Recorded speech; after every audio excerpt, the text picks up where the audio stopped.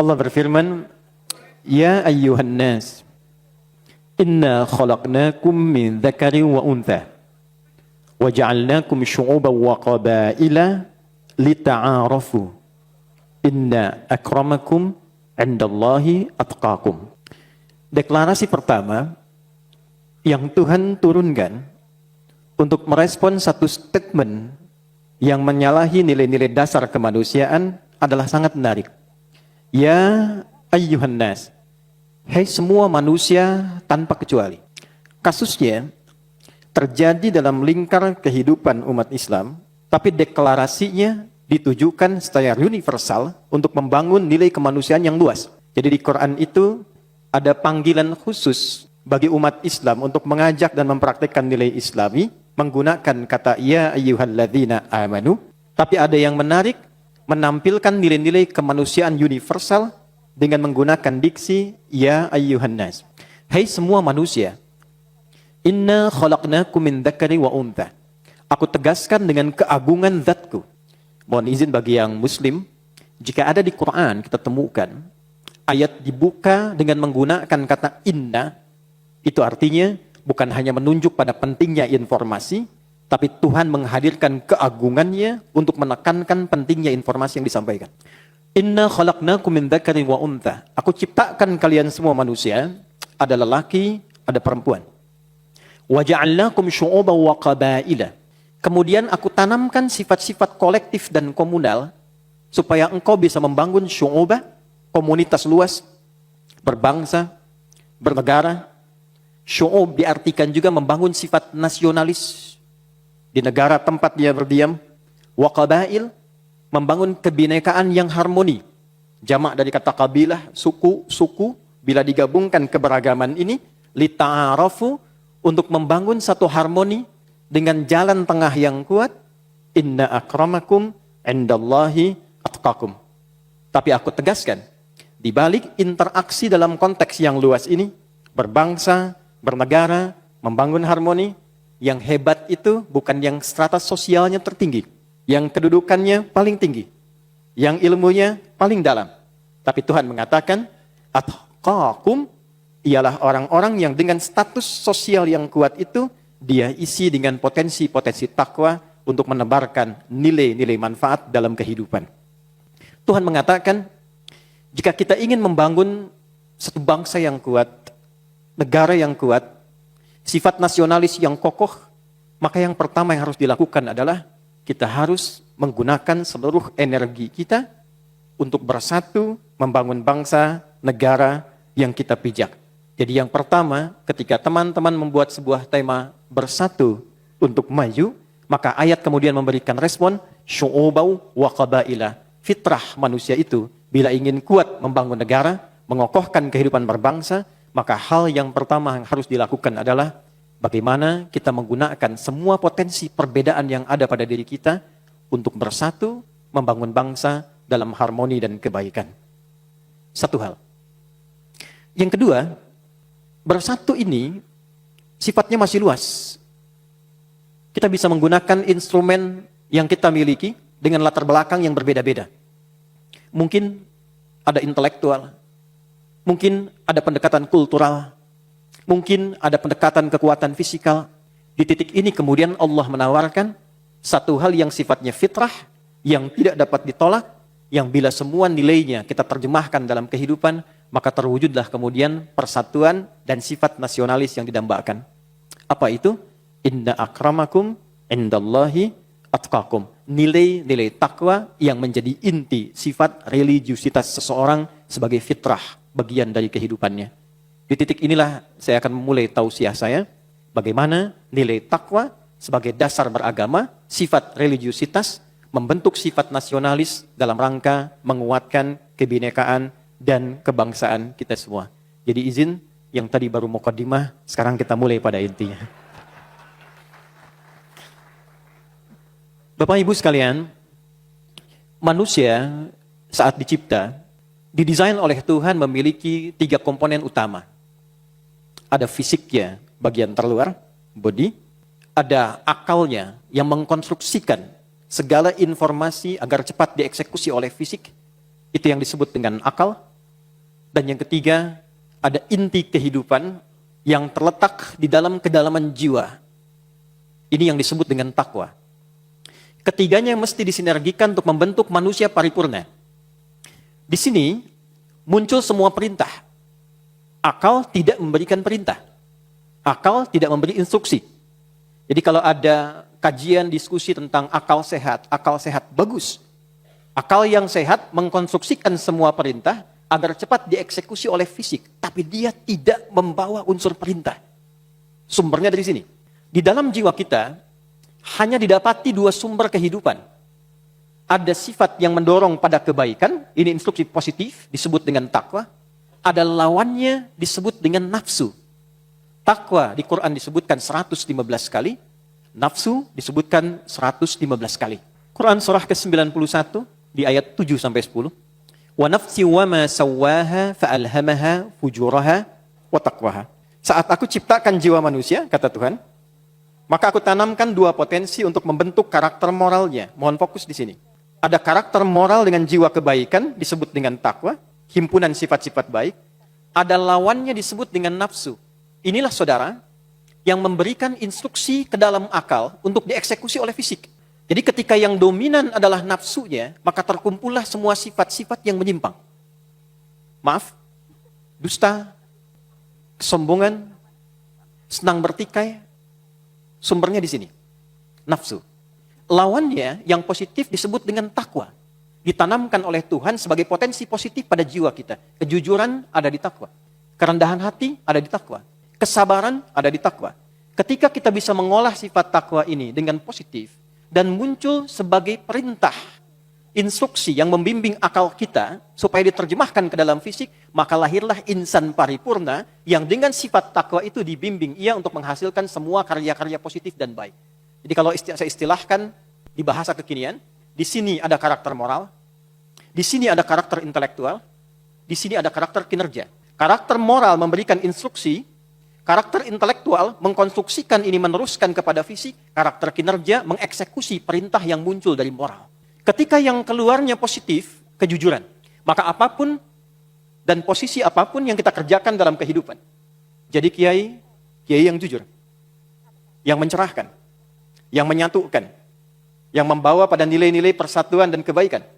Jadi pejabat apapun levelnya, di parlemen, di eksekutif, maka akan cenderung membawa karakter-karakter positif yang diekspresikan dalam bentuk kebaikan-kebaikan demi keutuhan berbangsa dan bernegara. Itulah pentingnya kenapa takwa kita aktifkan.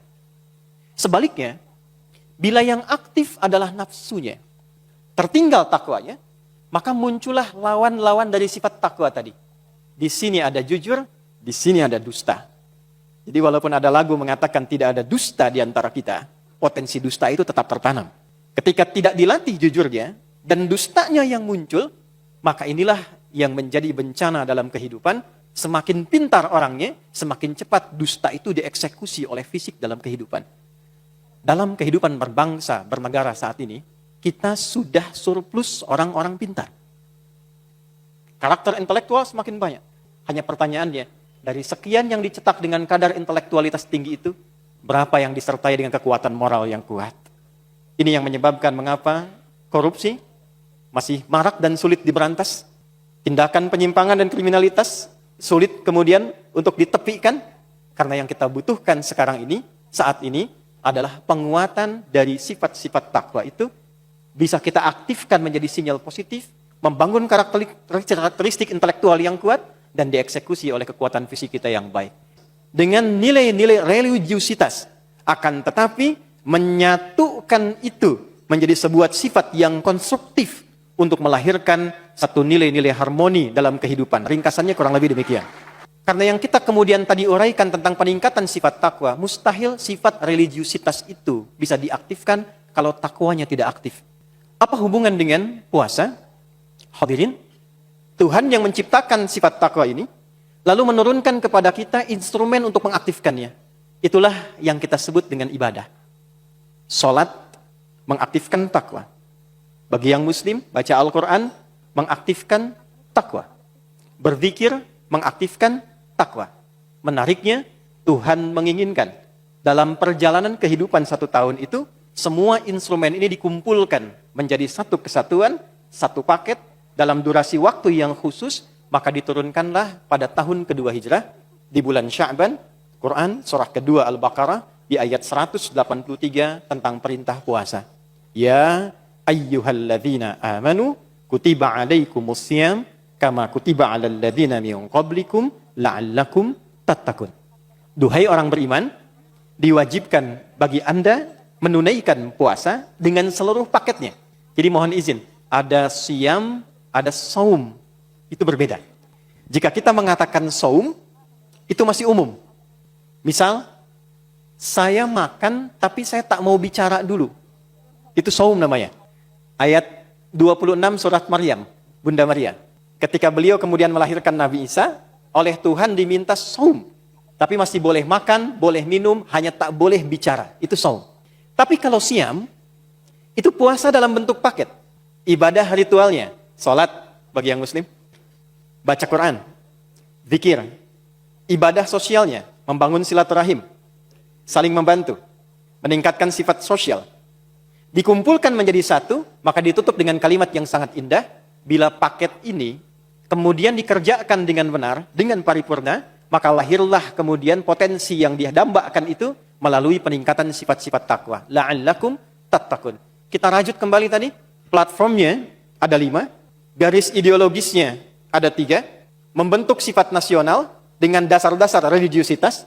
Tuhan mengatakan tidak mungkin tumbuh sifat religius kecuali ada sifat takwa. Lalu Allah mengatakan, latihlah puasa itu, latihlah sifat takwa itu dalam momentum puasa. Hari ini, hari ke-14 Ramadan, Partai Demokrat ingin mendefinisikan urutan yang tadi telah kami tampilkan dalam bentuk buka bersama, memberikan inspirasi kepada yang datang untuk membangun persatuan dalam konteks bernegara dengan mengaktifkan sifat-sifat takwa, setidaknya mengaktifkan takwa dengan potensi-potensi sosial yang bisa kita satukan dalam kehidupan. Bapak Ibu sekalian, saya akan lompat sedikit pada bagian yang sangat penting. Saya mengikuti Pak SBY saat memberikan arahan di studio musik, izin Pak. Bapak sempat mengutip quote tentang Universitas Kehidupan. Seorang manusia yang sukses adalah orang yang lebih baik hari ini dibandingkan sebelumnya. Jika hari ini sama dengan sebelumnya, dia orang yang gagal. Jika hari ini lebih buruk dari sebelumnya, maka dia orang yang tertinggal. Kutipan itu bersambung sanadnya pada sahabat Ali bin Abi Thalib, kemudian didokumentasikan Pak oleh seorang tokoh hadis namanya Imam Ad-Dailami dalam musnadnya nomor hadis 5910. Di dalam kutipan ini, Bapak Ibu, ada sesuatu yang menarik yang ingin ditampilkan oleh Imam Ali bin Abi Thalib. Saya ingin tekankan beliau itu sosok visioner, orang muda, begawan pengetahuan yang tinggi. Beliau pakar di bidang matematika, pakar di bidang Quran, pakar di bidang hadis. Saat mengungkapkan kata-kata tadi sebagai quotes dalam kehidupan, ternyata salah satu yang diambil adalah turunan sifat takwa dari 3 ayat yang dikembangkan dari surah Ali Imran, ayat 103, 104, 105 yang tadi dibacakan oleh Ananda Zaki. Dimulai dengan 102 tentang penguatan takwa, masuk pada persatuan ayat 103, membangun satu komunitas dengan 3 visi utama 104, dan menjauhkan dari aspek-aspek yang menyimpang pada ayat yang ke-105.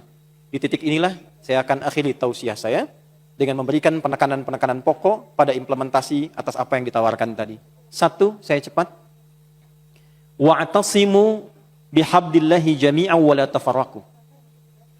Cara kita mengembangkan sifat takwa tadi untuk menguatkan nilai dalam kehidupan, dalam konteks membangun bangsa, kata Quran yang pertama, 1, tidak mungkin terjalin segala hal yang ideal dalam membangun bangsa itu kecuali didasari dengan sifat-sifat persatuan yang real. 2, mohon maaf, dan persatuan ini jangan jadi narasi. Dia harus punya visi. Banyak sekarang slogan mengatakan, ayo bersatu, ayo bersatu. Kita dapatkan generasi emas 2045. Slogannya banyak, narasinya ada, tapi yang jadi masalah, visi dan teknisnya tidak pernah disampaikan. Jadi kalau anak-anak di sekolah bertanya, bagaimana cara kita membangun generasi emas 2045? Slogannya ada, narasinya tidak utuh. Maka Tuhan mengatakan, wal takum minkum ummatun.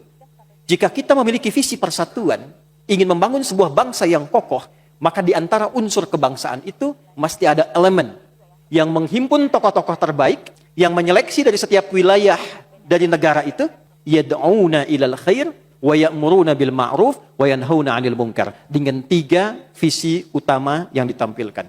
Jadi kalau saya tarik pada kehidupan berbangsa bernegara dengan konteks politik, kita menginginkan Indonesia yang kokoh, yang kuat. Quran mengatakan, bangun komunitas sebagai instrumen untuk mengokohkan itu. Disambut dalam undang-undang kepartaian, muncullah partai politik. Semua harus menjadi satu keluarga yang satu visi utuh, membawa nilai-nilai kebaikan yang telah ditetapkan. Jadi mustahil Anda bisa membangun bangsa kalau dalam internal diri Anda sendiri pun tidak menjadi keluarga yang utuh dan saling mendukung. Maka yang dilakukan pertama kali apa? Bangun konsolidasi. Dari setiap wilayah sampai ke daerah. Sokong pemimpinnya, kuatkan visinya. Jadi jangan sampai terjadi bajunya biru, tapi hatinya abu-abu. Jadi kita ingin membangun narasi penguatan Indonesia. Indonesia emas 2045. Kita menjadi bagian dari pembangunan. Tapi yang pertama Tuhan katakan solid dulu di dalam. Dukung dulu kepemimpinannya. Dorong dulu penguatan visinya. Baru yang kedua, wa ya'muruna bil ma'ruf. Terjemahkan visi itu dengan aksi-aksi nyata di lapangan. Sentuh masyarakatnya. Dialogkan dengan rakyatnya. Menyerap aspirasi. Mendengar keluhan. Mendiskusikan. Memberikan solusi. Jadi nilai itu akan terasa dengan praktis di lapangan, kata Tuhan, ketika sifat khair diimplementasikan berubah pada algoritma yang kedua, yaitu ma'ruf. Ma'ruf itu baru sifat. Jujur itu sifat. Ketika ada orang menyogok kita, kemudian kita menolak, itu disebut ma'ruf namanya. Sifat baik yang berubah menjadi sikap, berubah katanya dari khair menjadi ma'ruf. Jika Anda menginginkan satu partai yang kuat, dengan platform yang kuat, implementasi yang kuat, kata Quran, setelah solid di dalam internalnya, bawa visi kebaikannya, praktekan dalam konteks kehidupan berbangsa bernegara, sehingga dirasakan oleh masyarakat dengan sifat ma'ruf itu, dan dengan itulah, tanpa kita harus membuat status yang kuat pun, masyarakat akan merasakan kontribusi itu, dan memberikan status-status terbaik dalam kehidupan kita. Bapak Ibu sekalian, mohon maaf, saya sedikit koreksi. Ada satu paradoks yang muncul kekinian. Saat semua kinerja kebaikan itu harus diukur dengan opini publik. Itu satu hal yang keliru. Karena publik pada akhirnya tidak akan pernah memberikan kepuasan dengan perbedaan-perbedaan pandangan.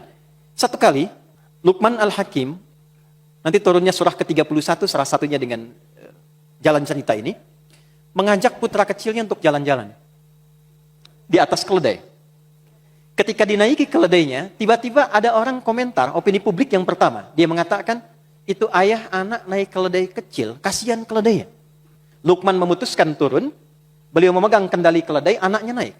Opini publik yang kedua kemudian berkata, ini anaknya tak sopan pada ayah nuntun anak naik keledai. Lalu Luqman naik ke keledai, anaknya turun. Opini publik yang ketiga mengatakan, ini ayah tak sayang anak, karena ayahnya naik kendaraan, anaknya menuntut. Keduanya memutuskan kita turun dari keledai. Kita tuntun bersama.